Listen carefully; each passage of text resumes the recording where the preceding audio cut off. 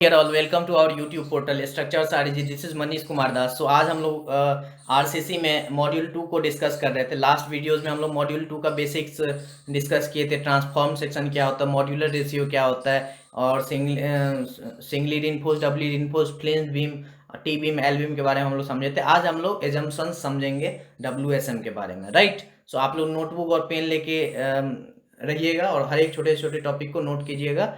और स्टार्ट करते हैं हम लोग वीडियो सेशन को. सो आप लोग जैसा देख रहे होंगे पीडीएफ में पीडीएफ में मेंशन है assumptions in the theory of simple bending of RCC, that is WSM. Simple bending why? Because bending flexural member को हम लोग पढ़ रहे हैं, हमारे मॉड्यूल का ही नाम है. So analysis of flexural member by WSM, है ना, WSM. तो अब आपको क्या करना है, simple bending of RCC beam का एजम्पशंस को समझना है. So adhesion, the first assumption of the beam is adhesion of concrete. क्या है? Adhesion of concrete. पहला एजम्पशन क्या है? Adhesion of concrete is to steel is perfectly within the elastic limit. That is nothing, that is the bond between steel and concrete is perfect. Got it? Adhesion of concrete to steel is perfect within the elastic limit is nothing. This is the bond between elastic and bond between concrete and steel is perfect. Okay. Adhesion और cohesion दो term होता है. Adhesion मतलब attraction between two different particles like concrete and steel, and cohesion is the attractive force between two same material or particles. Okay, correct. जैसे कि मिट्टी में आप पानी दोगे तो वो प्लास्टिसिटी इम्पार्ट करते हैं, मतलब that will show the cohesion value, है ना. और यहाँ पे ये जो बॉन्ड जो बनाएगा स्टील और कंक्रीट के बीच में, इसीलिए यहाँ पे एडहेशन के बारे में बात कर रहा है. दूसरा जो पॉइंट है, at any section plane section before bending remains plane after bending. मतलब क्या कि ये एजम्पशन बहुत सारे ऑब्जेक्टिव एग्जाम में भी पूछता है कि आपको इसका मतलब क्या है. तो दिस सिग्निफाइज व्हाट? तो ये स्ट्रेन डिस्ट्रीब्यूशन कर्व को सिग्निफाई करता है. स्ट्रेन डिस्ट्रीब्यूशन कर्व मतलब ये कोई भी बीम है, यहाँ पे न्यूट्रल एक्सिस है, तो ये जो स्ट्रेन डिस्ट्रीब्यूशन है कोई भी सेक्शन पे, अगर बेंडिंग से पहले प्लेन है तो बेंडिंग के बाद भी ये प्लेन ही रहेगा. करेक्ट. तीसरा एजम्पशन क्या हो गया मेरा? तीसरा एजम्पशन हो गया मेरा तीसरा एजम्पशन हो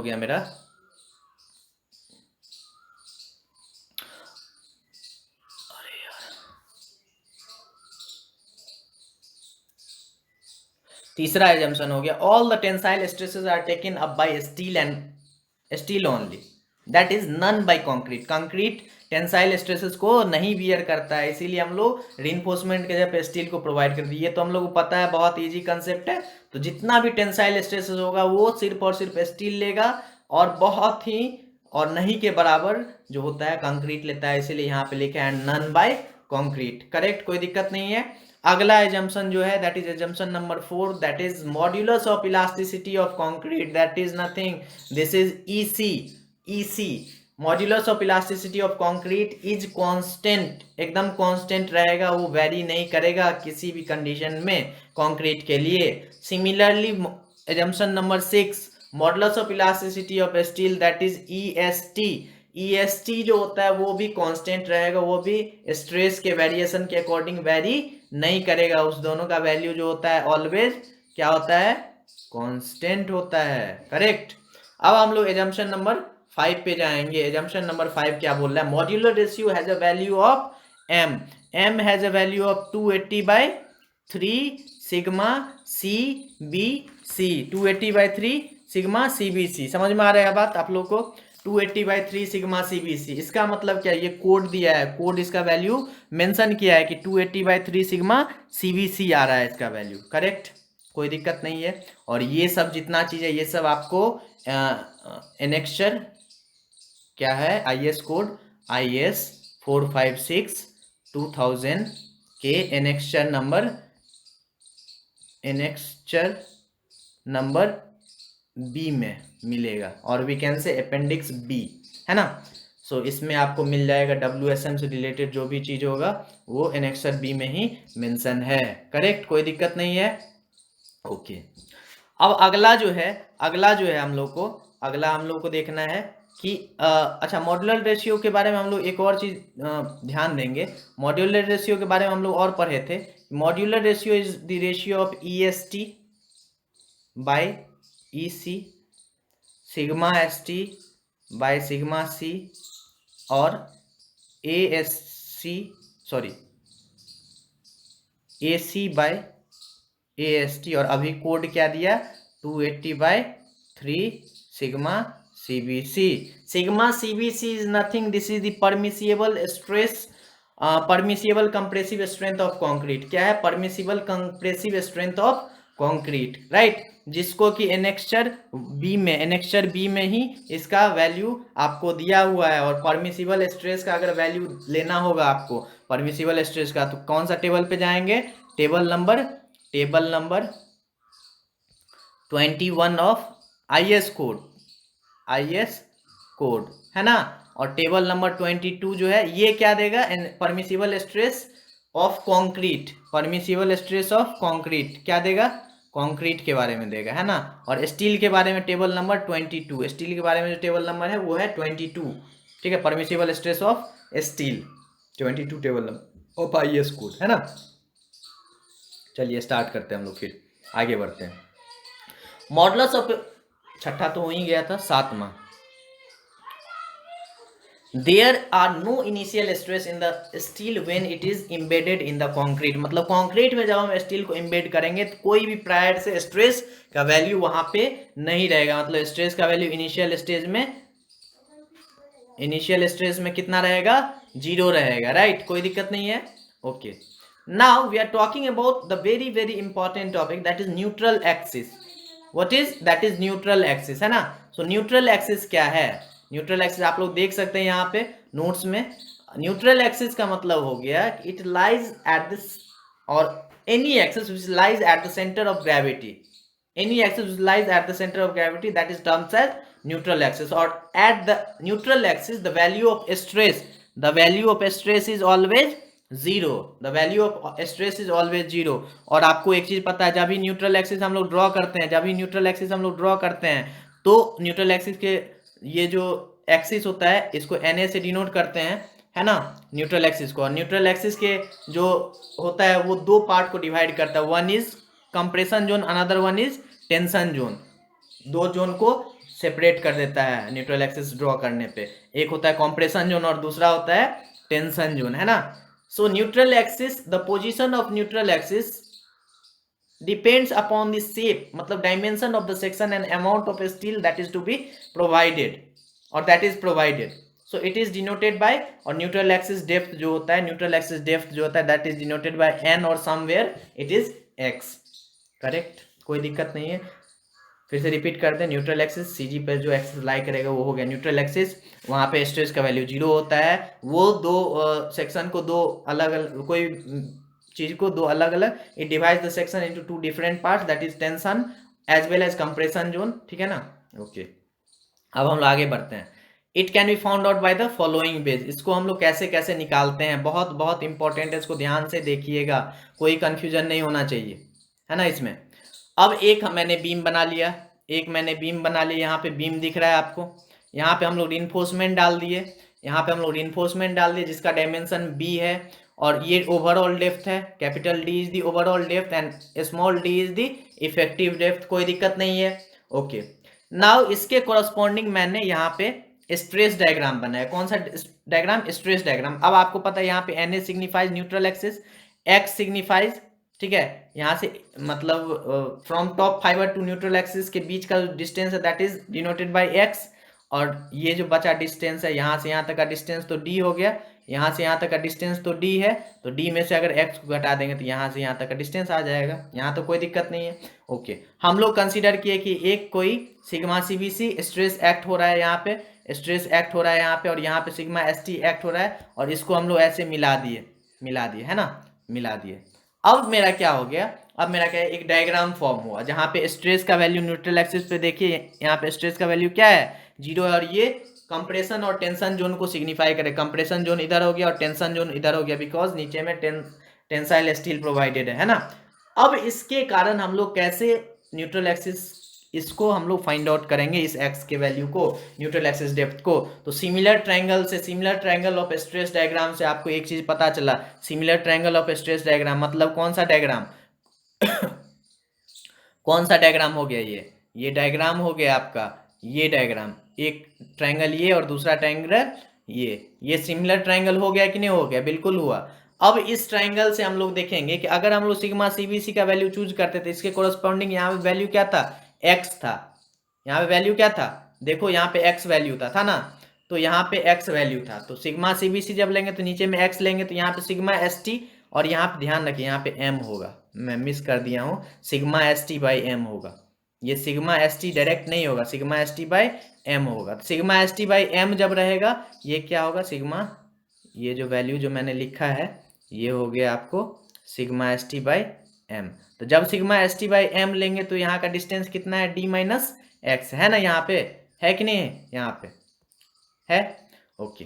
अब आपको क्या करना है, अब आपको इसको रीअरेंज करना है, रीअरेंज किए तो फिर क्या हुआ, sigma S t divided by m into sigma c b c, और इसको जस्ट पलट दिए तो क्या हो गया, डी पलट दिए तो क्या हो गया, D minus x by x. अब इसको D by x minus x by x को हम लोग 1 लिख सकते हैं, ये 1 को हम लोग अगला स्टेप में यहाँ लाए तो अब क्या हो गया मेरा, D by x equals to, ये D by X as it is है, equals to sigma S T, और यहाँ से एलसीएम लेंगे तो ये मेरा इक्वेशन फॉर्म होगा। ये कौन सा इक्वेशन फॉर्म हुआ, d by x equals to sigma S t plus m sigma CBC divided by m sigma CBC, है ना। अब जैसे ही हम लोग स्टेप फॉरवर्ड किए, मतलब जस्ट इसको फिर से पलट दिए तो क्या हो गया, फिर से पलट दिए तो मेरा इक्वेशन ये आया कि नहीं आया, ओके। अब इसी इक्वेशन को हम लोग क्या बोलेंगे, यहाँ पे लिख दिए x इक्वल्स टू क्या लिखे, m sigma CBC divided by m sigma CBC plus sigma S T, और इंटू ये d जो था, ये d को हम लोग इधर लेके आ गए, इधर लेके आया तो क्या हो गया, इतना में d मल्टीप्लाई होगा। इसी वैल्यू को, इस वैल्यू को हम लोग क्या बोलेंगे, इस वैल्यू को हम लोग कंसीडर कर लिए कोई एक कांस्टेंट, जिसको हम लोग k से डिनोट करते हैं। इसी कांस्टेंट का मतलब है न्यूट्रल एक्सिस डेप्थ फैक्टर। कौन सा factor, neutral axis depth factor, correct. अब आपको क्या करना है, अब आपको पता है न्यूट्रल एक्सिस डेप्थ फैक्टर का वैल्यू कितना हो गया, ये हो गया। अब आपको m का वैल्यू पता था, m का वैल्यू कितना होता था, 280/3 सिग्मा सी बी सी होता था कि नहीं होता था, बिल्कुल होता था। तो अब हम लोग क्या करेंगे, इस m के जगह पे वो वैल्यू पुट कर दिए यहाँ पे, और इस m के जगह पे यहाँ पे वैल्यू पुट कर दिए। अब आप देखिएगा ये सिग्मा सी बी सी, ये सिग्मा सी बी सी और ये sigma c b c cancel हो गया, तो बचा क्या, यहाँ पे 280/3 divided by 280/3 plus sigma S T, और 280/3 you will get the value of 93.33 divided by 93.33 plus sigma S t. ये करने का उद्देश्य क्या था, ये करने का उद्देश्य सिर्फ और सिर्फ एक था कि के किस पे डिपेंड कर रही है। ऑब्जेक्टिव एग्जामिनेशन में बहुत टाइम पूछता है कि के डिपेंड्स अपॉन और neutral axis depth factor depends upon, और neutral axis depth factor depends upon, तो वो किस पे डिपेंड करता है, सिर्फ और सिर्फ स्टील पे, ड्यू टू दिस इक्वेशन। और हमको यहाँ से स्ट्रेस का वैल्यू अगर पता है तो हमको एक्स का वैल्यू निकल गया, x is the neutral axis depth, correct. अब अगर हमको स्ट्रेस का वैल्यू नहीं पता है तब हम लोग कैसे निकालेंगे, तब हम निकालेंगे dimension of the beam and area of the steel is known. क्या है डायमेंशन ऑफ द बीम, अगर आपको पता है कि डायमेंशन अगर पता है, डायमेंशन बीम का और एरिया पता है, तो आपको क्या करना है, सिंपल इक्विलिब्रियम इक्वेशन को सेट करना है। और वो क्या होता है, मोमेंट ऑफ कंप्रेशन जोन अगर लिखेंगे that should be equals to moment of tensile zone, मतलब कंप्रेशन जोन में जितना मोमेंट जनरेट होगा that is equivalent to moment generated in tensile zone. So compression zone का मोमेंट क्या होगा, b into x by two. ये कैसे आया, आप फिगर को फिर से देखिए, b into x by to. अब आपको पता है, क्या पता है कि ये हो गया कंप्रेशन जोन और ये हो गया टेंशन जोन। मैं कलर चेंज कर रहा हूँ ताकि आप लोगों को समझने में, अंडरस्टैंडिंग में बढ़िया हो, ओके। अब आपको क्या पता है, अब आपको पता है कि कंप्रेशन और टेंशन जोन हो गया। अब हमको इसका वैल्यू निकाले, इसमें मोमेंट निकालना था। ये तो पता है ये b इंटू एक्स इसका एरिया देगा, क्या देगा, b इंटू एक्स इसका एरिया देगा। अब x बाई 2 करेंगे तो ये यहाँ पे न्यूट्रल एक्सिस के अबाउट, यहाँ से यहाँ का डिस्टेंस क्या हो जाए, x बाई 2 होगा कि नहीं होगा, बिल्कुल होगा। तो यहाँ से आपका डिस्टेंस निकल गया, करेक्ट। अब आपको पता है कि टेंशन जोन का, तो अब आप देखिए क्या देखना है आपको कि यहाँ पे देखिए b इंटू एक्स बाई 2 आ रहा है कि नहीं आ रहा है, आ रहा है, यहाँ पे आ रहा है, ओके। अब आपको क्या करना है, अब आपको करना क्या है, टेंसाइल जोन का। तो टेंसाइल जोन का एरिया ऑब्वियसली आपको पता है, आपको पता है, कैसे पता है, तो m इक्वल्स टू क्या होता था, AC बाय AST होता था। तो AC को अगर इक्विवेलेंट करेंगे तो ये क्या हो जाए, MAST, है ना, MAST। तो MAST होता है, तो यहाँ पे देखिए MAST आ रहा है, और यहाँ से यहाँ तक का डिस्टेंस जो था वो फिर से फिगर को देखिए, यहाँ से यहाँ तक का डिस्टेंस कितना था, ये डिस्टेंस था आपको न्यूट्रल एक्सिस से सेंटर ऑफ टेंसाइल रिइंफोर्समेंट का डिस्टेंस था D-x, है ना। तो D-x जब ही है तो मतलब ये वैल्यू क्या हो गया, आपका स्टैंडर्ड वैल्यू जो है ये आया b into x square by two equals to MAST D-x। यहाँ से भी आप x का वैल्यू निकाल सकते हो कि नहीं निकाल सकते हो, बिल्कुल निकाल सकते हैं। अब आपका अगला हेडिंग जो है that is percentage of steel. Percentage of steel मतलब क्या हो गया, परसेंटेज दिख रहा है आप लोगों को, percentage of steel, percentage of steel का मतलब हो गया कि जो भी स्टील एरिया है उसको परसेंटेज हम लोग ये कर देंगे, एक्सप्रेस कर देंगे लाइक दिस, है ना। अब आपको इक्वेशन नंबर 2 से, इक्वेशन नंबर 2 आप देखिए, इक्वेशन नंबर 2 से अगर आपको AST निकालना है, क्या निकालना है, AST निकालना है, तो अब आप क्या करोगे, ये BX² है ना divided by M2M into D-x लिख सकते हैं कि नहीं लिख सकते, यहाँ से इसको अगर निकालना है तो ये सारा चीज नीचे आ गया, ये हो गया मेरा, हुआ कि नहीं। अब हमको क्या करना है, इसी चीज को हम लोग को यहाँ पे मैंने लिखा है AST equals to from equation 3, AST का वैल्यू मेरा ये हो गया। अब इस AST का वैल्यू हम लोग यहाँ पे पुट कर देंगे, यहाँ पे पुट करेंगे तो हमको क्या हो जाएगा, हमको जो एक्सप्रेशन आएगा, मेरा जो एक्सप्रेशन आएगा वो फाइनल एक्सप्रेशन क्या आएगा, फाइनल एक्सप्रेशन आएगा, ये एक्सप्रेशन आया, AST की जगह पे ये वैल्यू पुट कर दी, AST की जगह पे हम लोग वैल्यू पुट के b into x square divided by 2m into D-x। अब ये डिवाइड में 2 है, ये यहाँ से कटा तो यहाँ पे 50 आया कि नहीं आया, बिल्कुल आएगा। तो टोटल एक्सप्रेशन मेरा क्या हो गया, 50k² divided by m into 1 - k, चूंकि आया मेरा कितना 50x² डिवाइडेड बाय, मेरा इक्वेशन जो आया वो मेरा इक्वेशन ये था 50x² divided by m into D-x। अब x की जगह पे अगर हम kd पुट कर दें तो यहाँ पे x की जगह पे अगर kd पुट करते तो ये क्या होता, 50k डिवाइडेड बाय md और d-kd, है ना। तो यहाँ पे d, ये d को बाहर लाते तो ये क्या हो जाता, 50k², है ना, और d को, ये d को बाहर लाते तो ये क्या होता, m, है ना, इंटू 1 - k होता, और d² कैंसिल हो जाता, होता कि नहीं होता, d² कैंसिल हो जाता। तो मेरा फाइनल जो एक्सप्रेशन हो गया वो हो गया मेरा परसेंटेज ऑफ स्टील का in terms of neutral axis depth factor, that is equation number 4, 50k² divided by m into 1 - k। सो आप लोग अगले दिन हम लोग मोमेंट ऑफ रेजिस्टेंस का डेरिवेशन समझेंगे, फिर हम लोग एनालिसिस का 2-3 सम करेंगे, फिर हम लोग डब्ल्यू रीइंफोर्स में जाएंगे। तो thank you for watching this video, stay tuned with structures are easy, thank you so much.